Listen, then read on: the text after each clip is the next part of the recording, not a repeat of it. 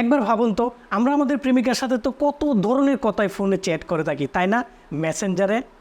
আমি কি বোঝাতে চাচ্ছি আপনি বুঝতে পারছেন, তাই তো?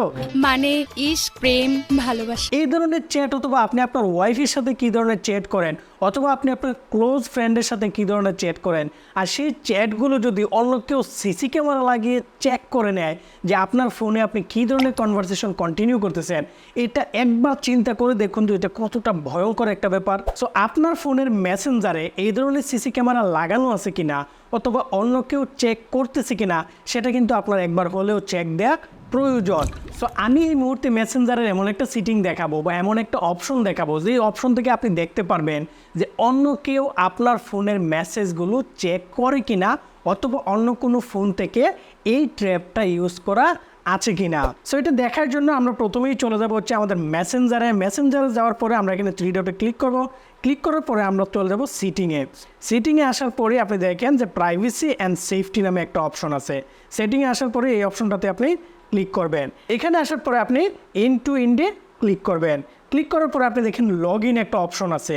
সো লগ ইন অপশনটাতে ক্লিক করার পরে আপনি দেখতে পারবেন আপনার এই ফোন আর কোন কোন জায়গায় লগ ইন করা আছে। অর্থাৎ আপনার এই মেসেঞ্জারটা, এই ফেসবুক আইডিটা যদি অন্য কোথাও লগ ইন করা থাকে, সেটা এখানে শো করবে। অর্থাৎ আমরা অনেক সময় হয় যে আমাদের ফ্রেন্ডের মোবাইল দিয়ে লগ ইন করি, তারপর হচ্ছে মানে লগ আউট করতে ভুলে যায়।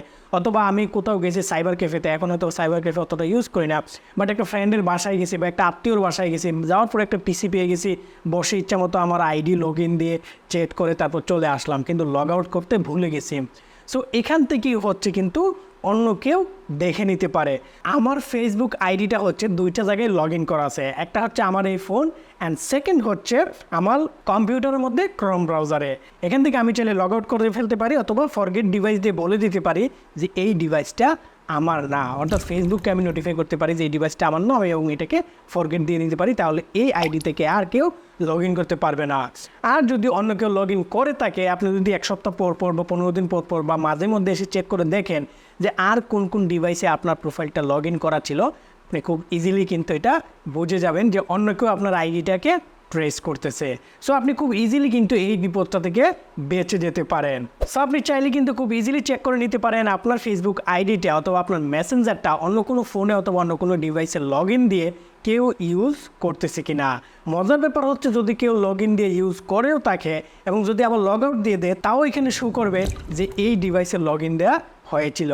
সো আপনি আপনার আইডিটাকে এখনই চেক করে নেন, আপনি আপনার মেসেঞ্জারটাকে এখনই একটা চেক দিয়ে দেখে নিন যে অন্য কোথাও লগ ইন করে বা অন্য কেউ লগ ইন করে আপনার প্রোফাইলটাকে চেক করছে কিনা, অথবা আপনার গোপন সেই চ্যাটগুলো কেউ স্ক্রিনশট দিয়ে সেভ করে রাখতেছে কিনা, আপনার বিপদের সময় এসে কাটা গায়ে নুনের চিটা দেওয়ার জন্য। আপনি 10-এ 10 পাইছেন। থ্যাংক ইউ সো মাচ কষ্ট করে আমাদের ভিডিওটি দেখার জন্য। যদি এই ভিডিও থেকে ন্যূনতম একটু উপকার পেয়ে থাকেন, তাহলে আমাদের ভিডিওতে একটা লাইক করবেন, কমেন্ট করে আপনি আপনার মতামত জানাবেন। আর যদি এই ধরনের ভিডিও নিয়মিত পেতে চান, তাহলে আমাদের ইউটিউব চ্যানেলটি সাবস্ক্রাইব করে রাখতে পারেন এবং আমাদের ফেসবুক ফ্যান পেজটিও ফলো করে রাখতে পারেন। দেখা হবে পরবর্তী ভিডিওতে নতুন কোনো আইডিয়া নিয়ে। ততক্ষণ আমাদের সঙ্গেই থাকুন। আসসালামু আলাইকুম।